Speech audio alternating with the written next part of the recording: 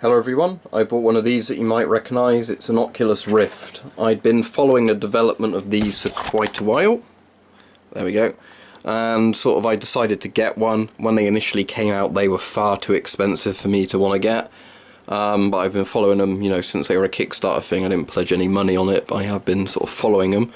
And I've decided that now I had a load of spare money, and sort of it's coming up with Christmas and people always give me money to get one.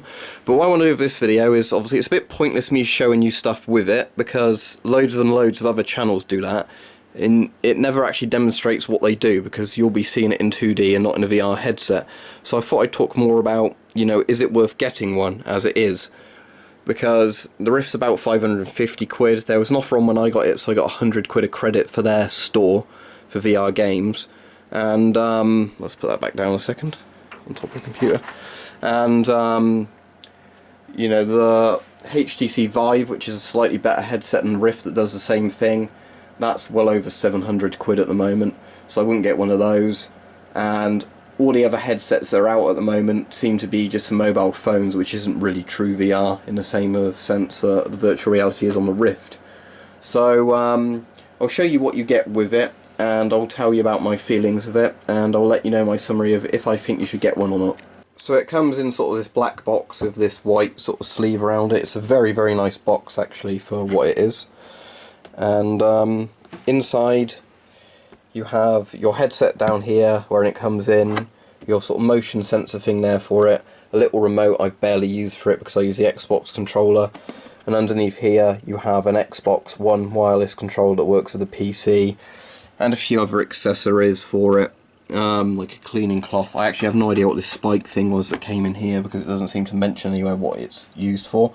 The presentation case is very nice. So this is the motion sensor thing the Rift uses. You point this to where your head will be when you've actually got it on, and that tracks your movement, so when you look around in the Rift it actually moves the camera in games.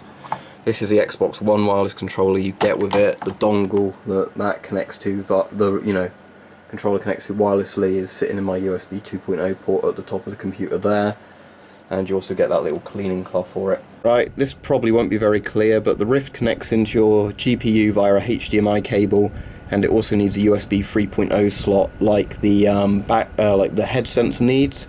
It won't work on USB 2.0, which most computers have.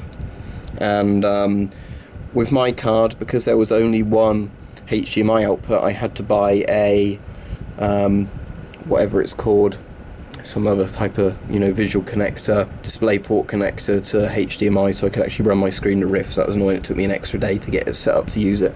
That's how it connects. Now, one thing that's not good with the Rift is the USB 3.0 ports it uses. It seems very fickle about, so I had to order one of these, and in the end I didn't end up needing it, even though it was giving me problems beforehand. And this is the one apparently they Oculus recommend. It's an Innotek USB 3.0 PCI sort of thing. You put in your motherboard, and then apparently the USB 3.0 slots on this work really well. So it's a much better standard than some ones you get on motherboards and computer cases. So the Rift will definitely run off these, but apparently on some motherboards you'll have trouble. I had a bit of trouble, but after unplugging and reconnecting the sensors a few times, the USBs, it did work no problem. But that's just a heads up, you might also have to upgrade your USB 3 slots. Now, I'd say the stuff that the actual games built for the Rift are really good in terms of like VR experience. They're a bit mind-blowing, a lot better than I thought they'd be, so I'm very impressed with those. One of the problems with the Oculus Rift though at the moment is software support, and it'll be the same for the Vive, because these sort of virtual reality headsets are quite new. Lots of things don't run with them. So, like with this Oculus software, if I just go on here and show you, I've had to buy, I said I got £100 free credit, which was good, but one of the things I got, which I definitely recommend if you get, is Virtual Desktop, and that means that when you're wearing a Rift you can actually view the window screen, because by default you have to take the Rift off to open a game and then put the Rift back on, unless you're running it through the Rift kind of software on there, but that's not very good and it limits you a bit. So if you want to watch movies with the Rift on, the easiest way is to get Virtual Desktop, for example, load a video file up with your media player, something like VLC, then you can watch it using that, and that's a really good experience watching films with the Rift, because you can zoom in, zoom out. You can, with Virtual Desktop, kind of make a panorama view of the desktop rather than a flat one, which looks really good with the Rift and stuff like that. That Ocean Rift game is very good. It's not a game. It's where you walk around sort of as a deep sea diver, and there's all the aquatic stuff, and it's all proper 3D and good. The Apollo 11 thing is very good. Moon landing sort of simulator. That's just another video player for the Rift. That Farlands thing seems alright. I haven't really played around too much on it, but again, quite nice visuals. And Sketchfab is a weird thing where you can kind of just look around things almost like 3D models with the headset on, but that's pretty good. One program I've had to buy, there might be free alternatives, but it's definitely worth getting if you're interested in playing older games of the Rift. It's a thing called Vorpex, and what Vorpex does is it lets you play old games and it will put both things to the Rift eyepieces and make it so it's the stereographic, I've forgotten the word of it, stereoscopic 3D. Yeah, stereoscopic 3D. So with that, it means you can play older games and get 3D. However, it will vary a lot the quality from game to game. Luckily for me, the Stalker games run really well with it. Minus you can't see the HUD very well if you have it set to full screen. But you can enable or disable head tracking in games with it. You can alter the 3D strength. You can play around with lots of options in games. Some will work better than others, but obviously if you spent all that money on the Rift, it's worth paying an extra 30 quid to get Vorpex.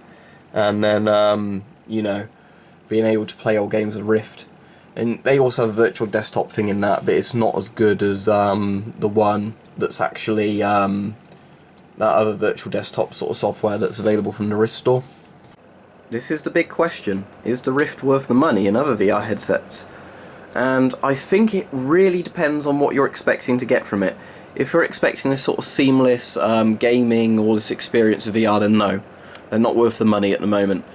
It's very much infant technology that's definitely going to take off because the amount of companies making VR headsets, and because I was expecting, you know, lots of little quirks of it, I'm not disappointed at all. I'm really enjoying it.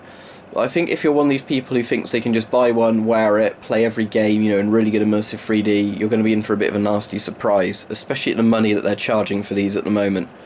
One thing I like about the Rift is you can use it just sitting in front of your computer, where with the Vive you need to really convert an entire room to be able to use it. So you need like an empty room in your house for the Vive, or you know, do major stuff which I don't have room for with the touch controllers. So yeah, I think the Vive and the Rift for most people will be worth getting in a couple of years, because what's going to happen is more VR headsets under development from different companies. There's not going to be such a monopoly on it. And because the technology will be increasing, in a couple of years, for a lot less money, you'll be able to get a better headset. And when you get that headset, more stuff, there'll be more software for it and everything else. So now I've got the Rift. I won't be doing too many videos of it because it's not really, you know, the normal channel stuff I do. And as said, the problem with the Rift simply is that there's not that much I can show you that you can actually experience properly. You know, there's no point in me doing a facecam video and I'm like, whoa, whoa, whoa, loads of channels do that and I don't think you'll get anything from it. I might do things on configuring Vorpex for certain games if I manage to get the configurations right to work really well on the Rift. But that's how I'm going to sum it up.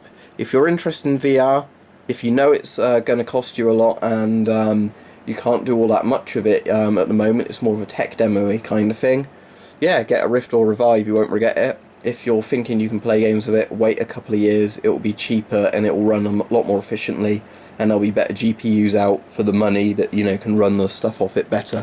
So there you go. If you're thinking about getting a Rift or a Vive, unless you're really an enthusiast and following this stuff, I'd say wait a year or two till you can get a lot cheaper.